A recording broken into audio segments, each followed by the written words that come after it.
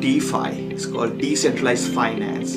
At this stage, all of us are interacting with banks, and it's called CFI, which is centralized finance. That means there's an intermediary, which is the bank.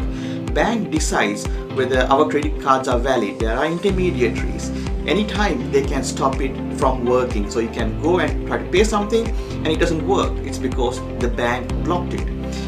Now, in the decentralized finance world, there is no intermediaries. When you come to decentralized finance, you can provide your crypto and you can borrow against it.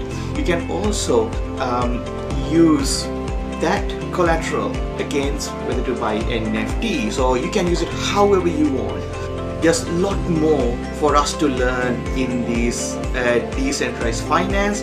It's very early and with high rewards, high risk, but please, we have to get involved in this new decentralized finance world so that we get to use our funds how we see fit our world.